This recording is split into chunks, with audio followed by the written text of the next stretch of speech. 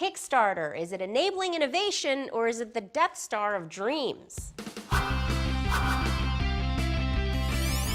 Welcome to Geek vs. Geek, where Dave Johnson and Rick Broida go all pro wrestling over tech stuff. I'm the ringmaster, Helen Hong. Let's get straight to today's topic, Kickstarter. It's a place you can go to back anything from your boyfriend's first album to attempting to build a full-size replica of the Death Star. Dave is calling it the modern engine of innovation, but Rick seems to think it's little more than a destroyer of dreams. Dave, let's start with you. I think it's interesting that Rick hates Kickstarter because it should embody everything he loves about technology. Inexpensively, quickly prototyping, and bringing cool new ideas to market. I think Kickstarter is awesome. We've actually talked about this before on Geek vs. Geek, that you go to CES or any of the modern trade shows, the coolest stuff is not being introduced at CES. It's actually being introduced on Kickstarter. So today you can go to Kickstarter, like look up tech or art or music, whatever your interest area is, and see people doing things that they couldn't otherwise afford to do. And you kick in a few dollars, and at the end of the time period, they make it and they send you one. I've backed a number of things on Kickstarter. I was just telling you just a little while ago, one of my new favorites is this thing called ComBadge, which is what it sounds like from Star Trek. It's this little thing that you wear that is a Bluetooth gadget that you tap it and you talk into it, and you can voice command your phone through Siri or you know, Google. Make it so, number one.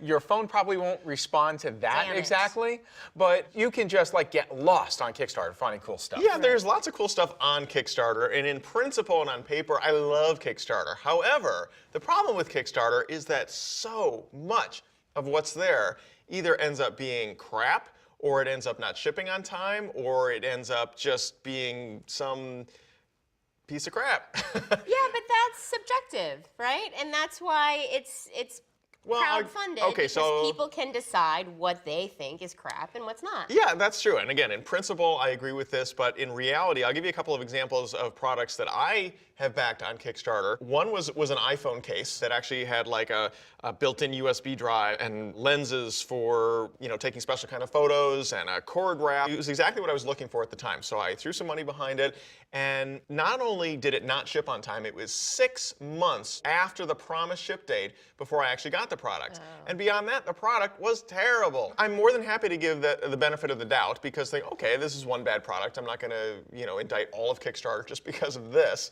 But another product that I had backed right around the same time, which was a little kind of handheld Bluetooth game controller for playing games on your iPhone or your tablet or what have you, same exact thing, was 6 months late to ship, and it just didn't work well. Now, those are just two examples, but the real root of it is that Kickstarter is, I think, being abused by some companies who are using it solely as a marketing tool. They have a product that is either coming to market anyway, and they're just seeking additional funding for it so that they can kind of kickstart the sales of this product, or it's already a shipping product. And again, they're just looking for a new way to market it. And I see more and more of this on Kickstarter, and that really angers me. I think it kind of dilutes the whole... Oh, I agree. And there should be rules at Kickstarter that prohibit that kind of behavior. But I certainly wouldn't indict all of Kickstarter because of a few bad apples.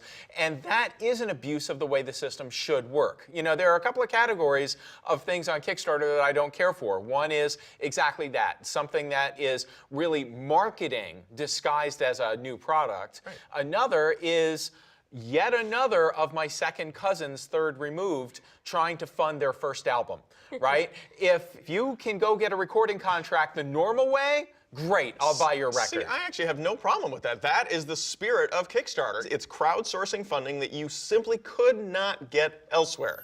Well, I think I'm ready to declare a winner, and I'm going to declare both of these guys winners because I agree with both of their arguments, because I agree with Dave. I love the concept behind Kickstarter. I love the innovation and the sort of group spirit of Kickstarter, but at the same time I agree with Rick that there should be some rules and regulations to keep us from being taken advantage of by the lax regulation of Kickstarter. So I'm gonna say both of these guys are winners and both of these guys are losers. What do you guys think? Let us know on Facebook, Twitter, or email, and we will see you next time on Geek vs. Geek.